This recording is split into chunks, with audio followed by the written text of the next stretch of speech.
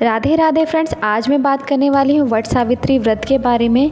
सुहागिन महिलाएं जिनकी अभी नई नई शादी हुई है और वो पहली बार वट सावित्री का व्रत करने जा रही हैं, या फिर कुछ महिलाएं ऐसी होती हैं जिनका विवाह तो पहले ही हो चुका है परंतु वो पहली बार वट सावित्री व्रत रखना चाहती हैं, तो उन्हें किन नियमों का पालन करना चाहिए, किन कार्यों को करना चाहिए, किन कार्यों को नहीं करना चाहिए, ये सभी बातें मैं आज के इस वीडियो में बताने वाली हूँ। इसके साथ ही पूजा की संपूर्ण आसान विधि, पूजा का मुहूर्त और किन बातों का आपको ध्यान रखना है, ये सभी बातें मैं आपको इस वीडियो के माध्यम से बताने वाली हूँ। वट सावित्री व्रत को प्रमुख व्रतों में से एक माना जाता है। ये व्रत हिंदू धर्म की सुहागिन महिलाएं अपने पति की दीर्घायु के लिए इस व्रत को प्रमुख रूप से करती हैं। उत्तर प्रदेश, महाराष्ट्र, मध्य प्रदेश, पंजाब और बिहार इत्यादि राज्यों में इस व्रत को प्रमुख रूप से किया जाता है। वट सावित्री व्रत को प्रमुख व्रतों में से एक माना जाता है। दृक पंचांग के अनुसार वट सावित्री व्रत और शनि जयंती एक ही दिन मनाई जाती है। तो जो भी महिलाएं इस व्रत को पहली बार शादी के बाद करने वाली हैं या फिर शादी के बहुत दिन हो चुके हैं परंतु ये व्रत वो अब उठाना चाहती हैं, इस व्रत को करना चाहती हैं, तो उन्हें प्रमुख नियमों का ध्यान रखना चाहिए। ज्येष्ठ अमावस्या को वट सावित्री व्रत रखा जाता है। माना जाता है कि वैवाहिक सुखी जीवन और अखंड सौभाग्य के लिए महिलाएं इस व्रत को करती हैं।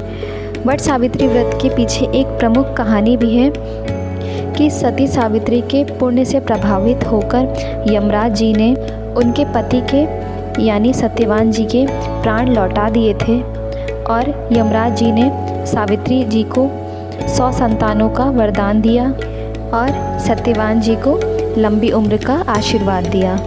इसी घटना के बाद सभी सुहागिन महिलाएं इस व्रत को ज्येष्ठ मास की अमावस्या करने लगी।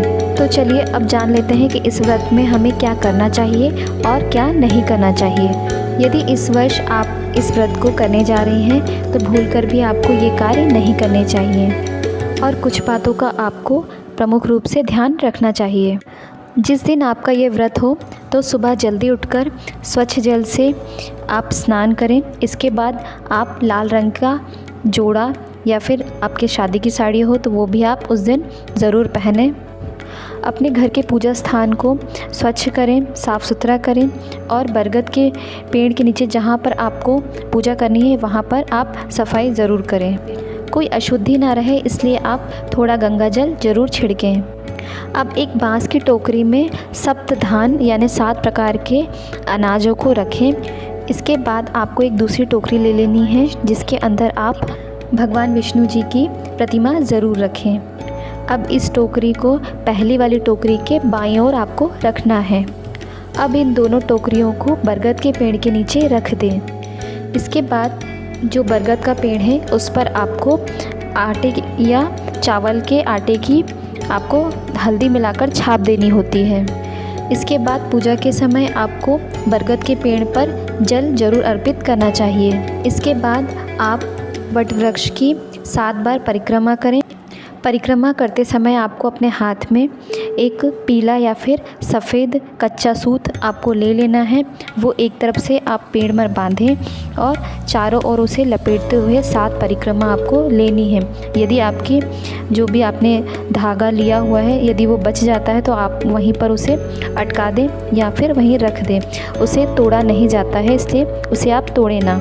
इसके बाद आपको पेड़ के पत्ते की या तो आप माला धारण करें या तो एक पत्ता तोड़कर अपने बालों में या जूड़े में आप उसे फंसा लें तब पूजा करें, या फिर उस एक पत्ते को आप मोड़कर अपनी चूड़ियों में भी ज़रूर फंसा सकते हैं या फिर अपने हाथ में बांध सकते हैं। इसके बाद आपको वट सावित्री व्रत की कथा सुननी है। इसके बाद आपको हल्दी, कुमकुम और धूप दीप से विधिवत पूजा करनी है। इसके बाद यदि आपने अपनी सास के लिए बायना यानी श्रृंगार का सामान और यदि कुछ वस्त्र रखे हुए हैं तो उसे भगवान पर अर्पित करें और उसे अपनी सास को या फिर किसी महिला को आप दे सकती हैं और उनका आशीर्वाद ले सकती हैं। इसके बाद इस पूजा में आपने देखे होंगे कि पूड़ी और गुलगुले का भोग लगाया जाता है। तो यदि आपने वो गुलगुले और पूड़ी बनाए हैं तो उसका भी आप ज़रूर भोग लगाएं। भोग आप 12 के जोड़े में ही लगाएं, यानी 12 पूड़ी और 12 गुलगुले, इससे आपको कम नहीं चढ़ाना है, इतने आप ज़रूर रखें। और कुछ हिस्सा आप बरगद के पेड़ के नीचे ही रखे रहने दें और कुछ हिस्सा आप अपने साथ घर ला सकती हैं। इसके बाद आपको जो भी मौसमी फल लाए हैं उसे चढ़ा देना है और वो मौसमी फल कुछ वहीं रखे रहने दें और कुछ आप अपने साथ घर ला सकती हैं। इसके बाद यदि आप भीगे हुए चने लाई हैं तो 11 भीगे हुए चने आपको एक एक करके पानी से निगलना है। और इसके बाद जो बरगद के पेड़ में एक फल लगा होता है उसे बरगद का फल कहा जाता है, छोटा सा, इसे भी पानी के साथ निगला जाता है। इसके बाद ही व्रत का पारण किया जाता है। इसके बाद आपको सभी देवी देवताओं का आशीर्वाद लेना है। कोई भी यदि आपसे गलती हो गई हो तो उसके लिए आपको क्षमा याचना करनी है। इसके बाद जो अन्य सुहागिन महिलाएं हैं और या यदि आपसे उम्र में कोई बड़ा है तो उनका आप आशीर्वाद इस दिन ज़रूर लें। सुहागिन महिलाएं एक दूसरे को जो सुहाग का सामान है वो भी एक दूसरे को दे सकती, क्योंकि कहा जाता है कि यदि कोई पूजा करने के बाद यदि हम सुहाग को बांटते हैं और किसी सुहागन महिला को अपना सुहाग देते हैं तो इससे हमें अखंड सौभाग्य का भी वरदान प्राप्त होता है। इसके बाद आपको सभी बड़े बुजुर्गों का आशीर्वाद लेना है और अपने व्रत का पारण करना है।